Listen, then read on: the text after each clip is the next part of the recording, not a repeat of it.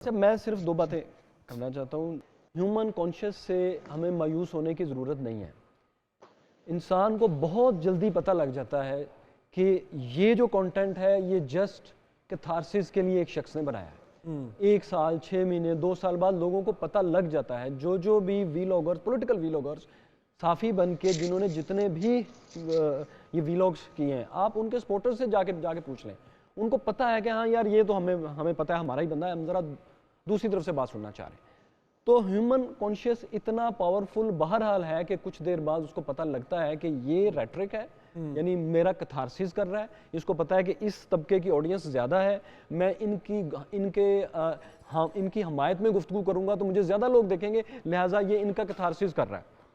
और ये लोग हैं जो ठीक काम कर रहे हैं। असल में मसला यहाँ आया है कि जिन लोगों की जिम्मेदारी थी कि वो जर्नलिज्म में, सोशल मीडिया यानी एक स्मॉल स्क्रीन आने के बाद, चॉइस आने के बाद वो ज़्यादा अच्छा काम करते हैं, उस चैलेंज को कबूल करते हैं। उन्होंने उस चैलेंज को कबूल करने के बजाय दूसरे लोगों को पीटना शुरू कर दिया।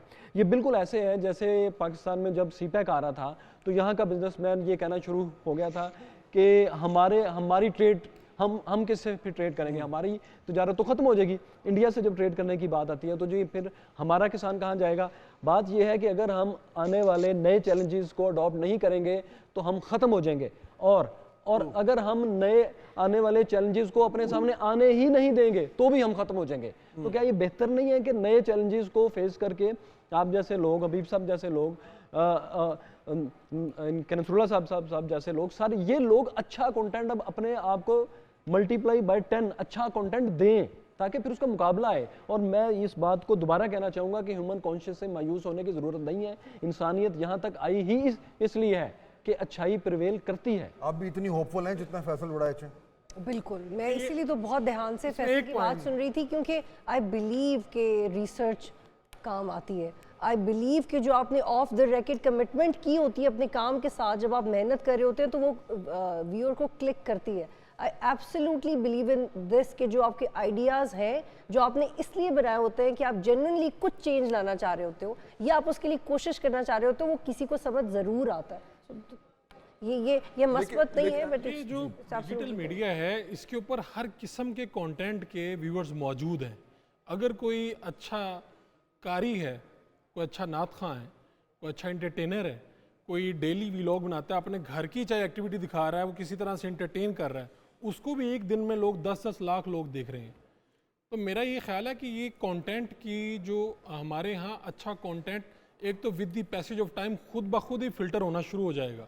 जिस तरह इन्होंने एक बात की ना कि देखने वाले को पता है, अब हमें पता है कि पिछले 6-7 माह से खान साहब जेल के अंदर हैं, कुछ लोग रोज़ ताले तोड़वा के उनको बाहर लेके आते हैं और लोग उनको सुनते भी हैं। तो मैंने एक इस तरह ही एक ऑडियंस से जो मैंने पूछा कि आपको पता है कि इस तरह नहीं होना, मैंने कहा जी बिल्कुल मुझे पता है कि क्योंकि ये केसेस इतने ज़्यादा हैं, इतनी जल्दी वो नहीं छूट सकते। तो मैंने कहा आप रोज़ क्यों देखते हैं इनको? उन्होंने कहा जी मुझे पता है कि ये सच नहीं बोल रहा, लेकिन मुझे मजा आता है। ले मलिक साहब, ये मलिक साहब का पॉइंट था ना, एग्जैक्टली यही वो बात कर रहे थे कि भाई जो मर्जी बोल दो, अगर वो बिक रहा है वो ठीक है, लोग कह रहे हैं ठीक है, सच होगा। फाल साहब एक और बात, हम कहते हैं सोसाइटी देखना चाहती है, ये बड़ा अजीब अलमिया है। मैं एक ज़माने में एक अखबार में काम करता था, पाकिस्तान का सबसे बड़ा अखबार, इसमें क्या एतराज़ है? मैंने कहा जी आप किसी की ऐसे बगैर किसी लाजे की आप ऐसी पिक्चर छाप देंगे तो उसके घर वालों के लिए मसाइल हो सकते हैं, क्योंकि सोसाइटी ऐसा देखना चाहती है। ये जो हमने खुद डिसाइड कर लिया ना, मैंने पहले आपसे बड़ी दबे लफ्ज़ों में बात की थी, सोसाइटी तो फिर बहुत गंद देखना चाहती है और किस्म की फिल्में देखना चाहती है। हम टीवी चैनल पे वो चला दें, रेटिंग दुनिया के तमाम चैनल से बड़ी हो जाएगी। मसला ये है कि कुछ इखलाकी हदूद और कुजूद हमारे लिए तय भी की गई, और ये जो हम मिक्स कर जाते हैं ना कि सोशल मीडिया पे बड़ा काम हो रहा है, एंटरटेनमेंट। लेकिन मलिक साहब ये भी आपने जनरलाइज कर दिया, स्वीपिंग स्टेटमेंट है, मतलब ऐसे नहीं कहे कि लोग नहीं, गुजारिश आपको पता है, मैं आपको एक और करूँ, एक ज़माने में हमने इतराज़ किया एक और अखबार में कि हम 2 सफ़े छापते हैं जुर्म और सज़ा के ऊपर। मैनेजमेंट ने उसकी रिसर्च करवाई, उससे कहा जी कि लोग जुर्म देखना चाहते हैं। अगर आप लोग जुर्म देखना चाहते हैं तो आपने मौला जट फिल्म क्यों उतरवाई थी? आपको याद होगा, शायद फाज साहब को याद होगा, मौला जट फिल्म लॉन्च की गई, लोगों ने उस मौला जट फिल्म को देख के लोगों ने गंडासे गाँव में पकड़ लिए, किसी ने कपड़े का स्टाइल चेंज कर लिया, लड़ाइयाँ झगड़े शुरू हो गए, पुलिस भेज के सैनमाओं से वो मौला जट फिल्म उतरवाई गई कि सोसाइटी के लिए वो अब जहर बन चुकी थी।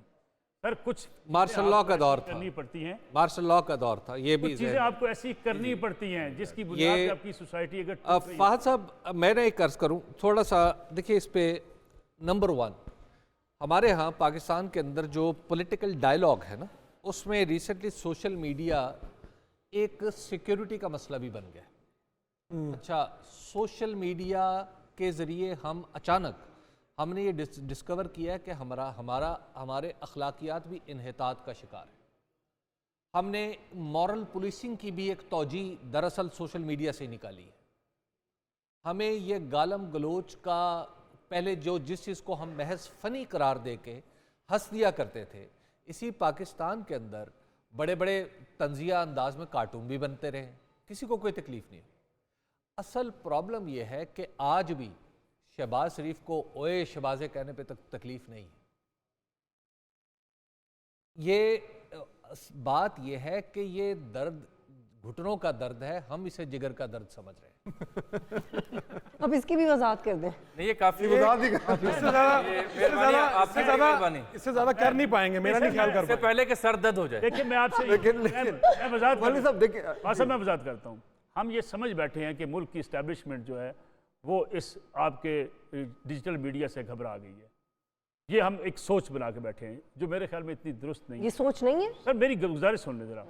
ये किसी हद तक हर इदारे में सोच पाई जाती है। पॉलिटिकल पार्टी भी ये समझती है कि हमारे खिलाफ इसका गलत इस्तेमाल ना किया जाए। आप मुझे एक बात बताइए, क्या इस मुल्क के अंदर ये डायलॉग नहीं होता कि इस्टेब्लिशमेंट को अपना काम करना चाहिए? क्या इस मुल्क के अंदर डायलॉग नहीं होता कि इस्टेब्लिशमेंट ने इलेक्शन के अंदर मुदाखलत की है? क्या इस मुल्क के अंदर ये डायलॉग नहीं होता कि इस इलेक्शन के अंदर धांधली हुई है? क्या इस मुल्क के अंदर ये डायलॉग नहीं होता कि सियासतदानों को पिक एंड चूज इस्टेब्लिशमेंट करती रही है? क्या इस मुल्क के अंदर ये डायलॉग नहीं होता कि इमरान खान को फौज लेकर आई थी, नवाज शरीफ को फौज लेकर आया था? क्या इस मुल्क के अंदर करोड़ कमांडर्स की आवाज़ें नहीं उठी? क्या इस मुल्क के अंदर फौजी अफसरान के खिलाफ कार्रवाइयाँ नहीं होती? हमने एक माहौल बना दिया जी, इस सोशल मीडिया से फौज डर गई है। फौज नहीं डर रही भाई, हमें खुद एहसास करना चाहिए हमें क्या करना क्या नहीं करना। अब आप नाम मजीद निज़ामी साहब आगे से बात भी नहीं। मजीद निज़ामी साहब कहा करते थे, ये तो मेरी बात गुजारिश सुन लें।